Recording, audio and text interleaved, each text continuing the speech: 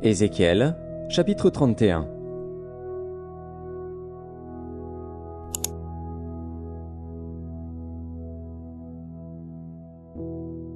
La 11e année, le premier jour du 3e mois, la parole de l'Éternel me fut adressée en ces mots.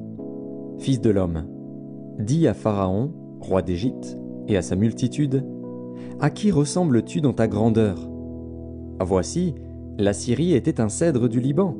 Ses branches étaient belles, son feuillage était touffu, sa tige élevée, et sa cime s'élançait au milieu d'épais rameaux. Les eaux l'avaient fait croître, l'abîme l'avait fait pousser en hauteur. Des fleuves coulaient autour du lieu où il était planté, et envoyaient leurs canaux à tous les arbres des champs. C'est pourquoi sa tige s'élevait au-dessus de tous les arbres des champs, ses branches avaient multiplié, ses rameaux s'étendaient, par l'abondance des eaux qu'il avait fait pousser. Tous les oiseaux du ciel nichaient dans ses branches, toutes les bêtes des champs faisaient leurs petits sous ses rameaux, et de nombreuses nations habitaient toutes à son ombre. Il était beau par sa grandeur, par l'étendue de ses branches, car ses racines plongeaient dans des eaux abondantes. Les cèdres du jardin de Dieu ne le surpassaient point, les cyprès n'égalaient point ses branches, et les platanes n'étaient point comme ses rameaux. Aucun arbre du jardin de Dieu ne lui était comparable en beauté. Je l'avais embelli par la multitude de ses branches, et tous les arbres d'Éden, dans le jardin de Dieu, lui portaient envie. C'est pourquoi ainsi parle le Seigneur, l'Éternel. Parce qu'il avait une tige élevée, parce qu'il lançait sa cime au milieu d'épais rameaux, et que son cœur était fier de sa hauteur, je l'ai livré entre les mains du héros des nations, qui le traitera selon sa méchanceté. Je l'ai chassé. Des étrangers, les plus violents des peuples, l'ont abattu et rejeté. Ses branches sont tombées dans les montagnes et dans toutes les vallées. Ses rameaux se sont brisés dans tous les ravins du pays. Et tous les peuples de la terre se sont retirés de son ombre et l'ont abandonné.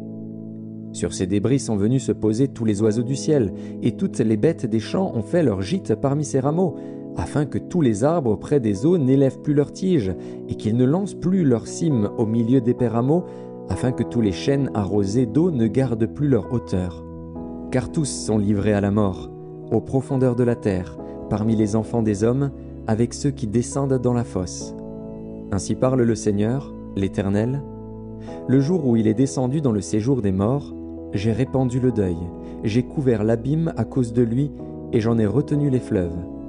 Les grandes eaux ont été arrêtées. J'ai rendu le Liban triste à cause de lui, et tous les arbres des champs ont été desséchés. Par le bruit de sa chute, j'ai fait trembler les nations, quand je l'ai précipité dans le séjour des morts, avec ceux qui descendent dans la fosse. Tous les arbres d'Éden ont été consolés dans les profondeurs de la terre, les plus beaux et les meilleurs du Liban, tous arrosés par les eaux. Eux aussi sont descendus avec lui dans le séjour des morts, vers ceux qui ont péri par l'épée. Ils étaient son bras et ils habitaient à son ombre parmi les nations. À qui ressembles-tu ainsi en gloire et en grandeur parmi les arbres d'Éden? Tu seras précipité avec les arbres d'Éden dans les profondeurs de la terre. Tu seras couché au milieu des incirconcis avec ceux qui ont péri par l'épée. Voilà Pharaon et toute sa multitude, dit le Seigneur, l'Éternel.